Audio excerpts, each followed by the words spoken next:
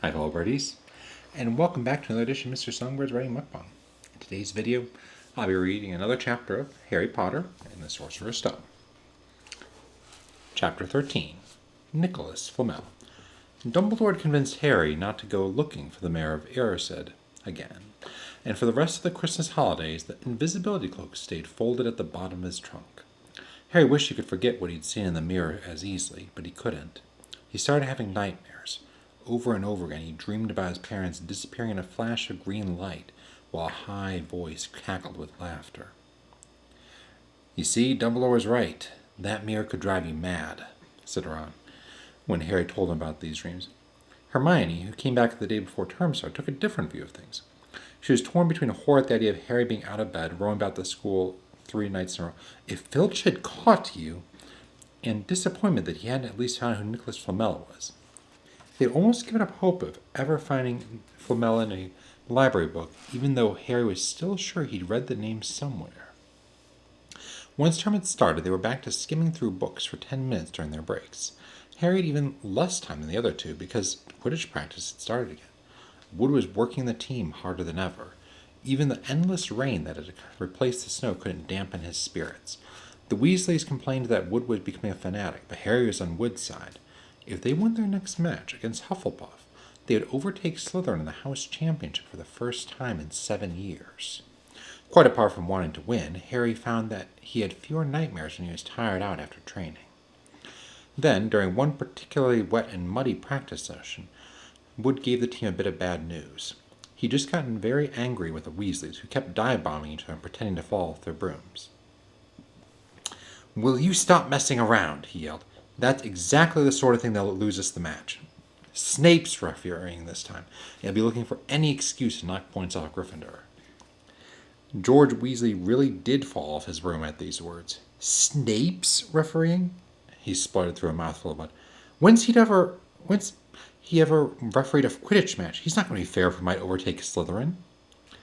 The rest of the team landed next to George to complain too. "It's not my fault," said Wood. "We've just got to make sure we play a clean game, so Snape hasn't got an excuse to pick on us." Which is all very well, thought Harry, but he had another reason for not wanting Snape near him while he was playing Quidditch.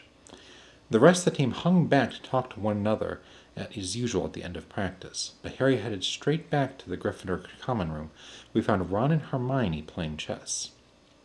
Chess was the only thing Hermione ever lost at, something Harry and Ron thought was very good for her.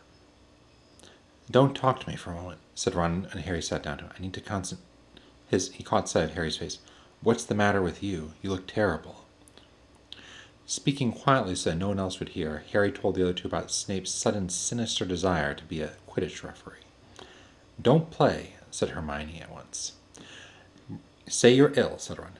"Pretend to break your leg," Hermione suggested. "Really break your leg," said Ron.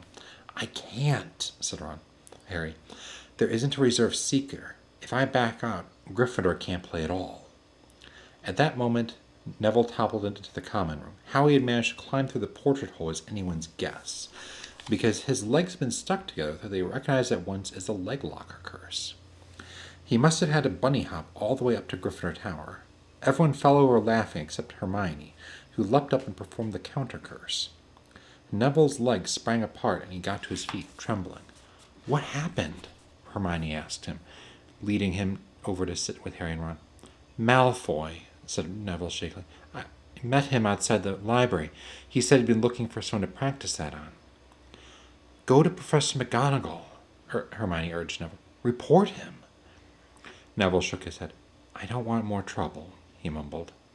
"You've got to stand up to him, Neville," said Ron. "He's used to walking all over people, but that's no reason to lie down in front of him and make it easier." "There's no need to tell me I'm not brave enough to be in Gryffindor. Malfoy's already done that," Neville choked at. Harry felt in the pocket of his rose and pulled out a chocolate frog, the very last one from the box Hermione had given him for Christmas. He gave it to Neville, who looked as though he might cry. "You're worth 12 of Malfoy," Harry said. "The Sorting Hat chose you for Gryffindor, didn't it? And where's Malfoy? In stinking Slytherin." Neville's lips twitched in a weak smile as he unwrapped the frog. "Thanks, Harry. I think I'll go to bed." Do you want the card? You collect them, don't you? As Neville walked away, Harry looked at the famous wizard card. Dumbledore again. Dumbledore again, he said. He was the first one ever. He gasped. He stared at the back of the card. Then he looked up at Ron and Hermione. I found him, he whispered. I found Flamel. I told you I'd read the name somewhere before. I read it on the train coming here. Listen to this. Dumbledore is particularly famous for his defeat of the Dark Wizard Grindelwald in 1945, for the discovery of the 12 uses of dragon's blood, and his work on alchemy with his partner, Nicholas Flamel. Hermione jumped to her feet. She hadn't looked so excited since they'd gotten back the marks to their very first piece of homework. Stay there, she said, and she sprinted up the stairs to the girls' dormitories. Harry and Ron barely had time to exchange mystified looks before she was dashing back, an enormous old book in her arms. I never thought to look in here, she whispered excitedly. I got this out of the library weeks ago for a bit of light reading. Light? Said Ron, but Hermione told him to be quiet until she looked something up, and started flicking frantically through the pages, muttering to herself. At last she found out what she was looking for. I knew it! I knew it! Are we allowed to speak yet? Said Ron grumpily. Hermione ignored him. Nicholas Flamel, she whispered dramatically, is the only known maker of the Sorcerer's Stone. This didn't have quite the effect she expected. The what? Said Harry and Ron. Oh, honestly, don't you two read? Look, read that there. She pushed the book toward them, and Harry and Ron read, The ancient study of alchemy is concerned with making the Sorcerer's Stone, a legendary substance with astonishing powers. The stone will transform any metal into pure gold. It also produces the elixir of life, which will make the drinker immortal. There have been many reports of the Sorcerer's Stone over the centuries, but the only stone currently in existence belongs to Mr. Nicholas Flamel, the noted alchemist and opera lover. Mr. Flamel, who celebrated his 665th birthday last year, enjoys a quiet life in Devon with his wife, Perenelle, 658. See, said Hermione when Harry and Ron had finished, the dog must be guarding Flamel's Sorcerer's Stone. I bet he asked Dumbledore to keep it safe for him because they're friends and he knew someone was after it. That's why I wanted the stone moved out of Gringotts. A stone that makes gold and stops you from ever dying, said Harry. No wonder Snape's after it. Anyone would want it. And no wonder we couldn't find Flamel in that study of recent developments in wizardry, said Ron. He's not exactly recent if he's 665, is he? The next morning, Defense Against the Dark Arts, while copying down different ways of treating werewolf bites, Harry and Ron were still discussing what they'd do with the Sorcerer's Stone if they had one. It wasn't until Ron said he'd buy his own Quidditch that Harry remembered about Snape and the coming match. I'm going to play, he told Ron and Hermione. If I don't, all the Slytherins will think I'm just too scared to face Snape. I'll show them. It'll really wipe the smiles off their faces if we win. Just as long as we're not wiping you off the field, said Hermione. As the match drew nearer, however, Harry became more and more nervous whatever he told Ron and Hermione. The rest of the team wasn't too calm either. The idea of overtaking Slytherin in the House Championship was wonderful. No one had ever done it for 7 years. But would they be allowed to, with such a biased referee?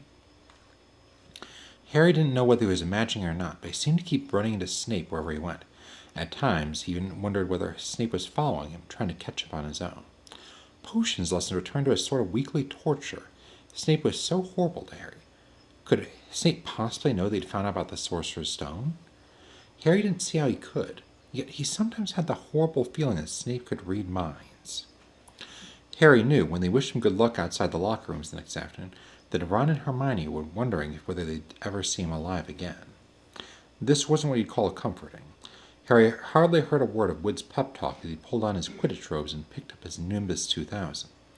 Ron and Hermione, meanwhile, had found a place in the stands next to Neville, who couldn't understand why they looked so grim and worried, or why they had both brought their wands to the match.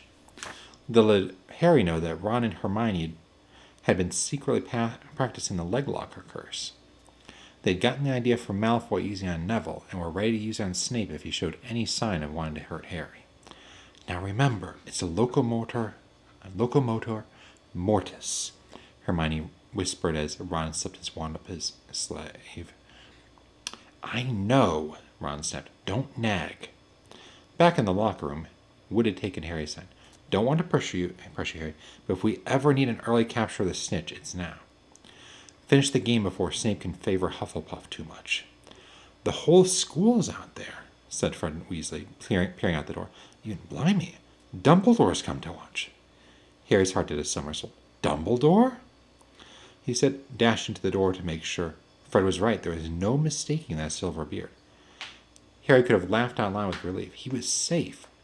There was simply no way that Snape would dare to try to hurt him if Dumbledore was watching. Perhaps that was why Snape was looking so angry as the teams marched onto the field, something that Ron noticed too. I've never seen Snape look so mean, he told Hermione. Look, they're off. Ouch! Someone poked Ron in the back of the head. It was Malfoy. Oh, sorry, Weasley. Didn't see you there. Malfoy grinned broadly at Crabbe and Goyle. Wonder how long Potter's going to stay on his broom this time. Anyone want to bet? What about you, Weasley? Ron didn't answer. Snape had just awarded Hufflepuff a penalty because George Weasley hit a bludger at him. Hermione, who had her fingers crossed in her lap, was squinting fixedly at Harry, who was circling the game like a hawk, looking for the snitch. You know how I think they choose people for the Gryffindor team? Said Malfoy loudly a few minutes later, as Snape awarded Hufflepuff another penalty for no reason at all. It's people they feel sorry for. See, there's Potter who's got no parents, then there's the Weasleys who's got no money. You should be on the team, Longbottom. You've got no brains. Neville went bright red, but turned in his seat to face Malfoy. I'm worth 12 of you, Malfoy, he stammered.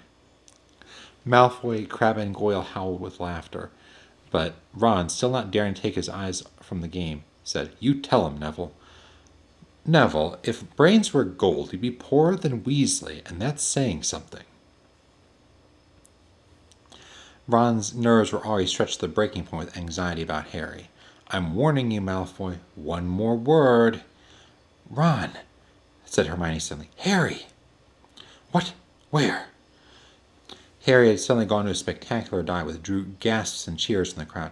Hermione stood up, her crossed fingers in her mouth, as Harry streaked toward the ground like a bullet. You're in luck, Weasley.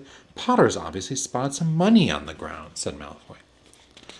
Ron snapped. Before Malfoy even knew what was happening, Ron was on top of him, wrestling him to the ground. Neville hesitated, then clambered over the back of his seat to help. Come on, Harry! Hermione screamed, leaping under her seat to watch as Harry sped straight at Snape, who didn't even notice Malfoy and Ron rolling under her seat. She didn't even notice.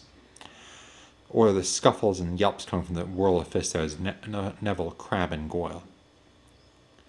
Up in the air, Snape turned on his broomstick just in time to see something scarlet shoot past him, missing him by inches.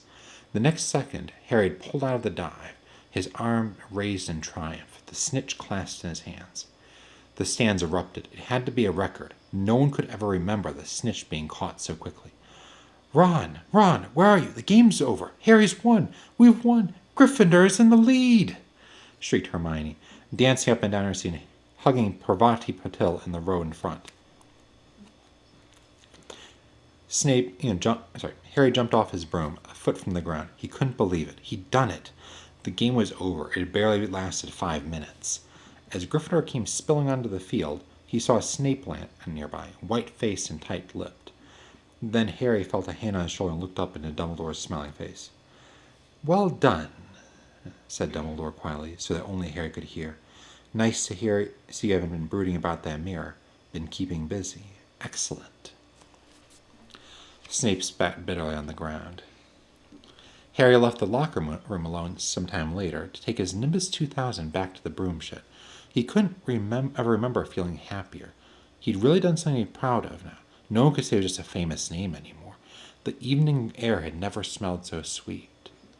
He walked over the damp grass, reliving the last hour in his head, which is a happy blur. Gryffindors running to lift him onto their shoulders. Ron and Hermione in the distance, jumping up and down. Ron cheering through a heavy nosebleed. Harry reached the shed. He leaned against the wooden door and looked up at Hogwarts, with its windows glowing red in the setting sun. Gryffindor in the lead. He'd done it. He'd shown Snape. And speaking of Snape, a hooded figure came swiftly down the steps of the castle. Clearly not wanting to be seen, it walked as fast as possible toward the forbidden forest. Harry's victory faded from his mind as he watched. He recognized the figure's prowling walk. Snape, sneaking into the forest while everyone else was at dinner. What was going on? Harry jumped back on his Nimbus 2000 and took off. Gliding silently over the castle, he saw Snape enter the forest at a run. He followed. The trees were so thick he couldn't see where Snape had gone. He flew in circles, lower and lower, brushing the top branches of the trees until he heard voices. He glided toward them and landed noiselessly on a towering beech tree. He climbed carefully along one of the branches, holding tight to his broomstick, trying to see through the leaves. Below, in a shadowy clearing, stood Snape, but he wasn't alone. Quirrell was there, too. Harry couldn't make out the look on his face, but he was stuttering worse than ever. Harry tried to catch what they were saying. Don't you want to meet here, of all places, Severus?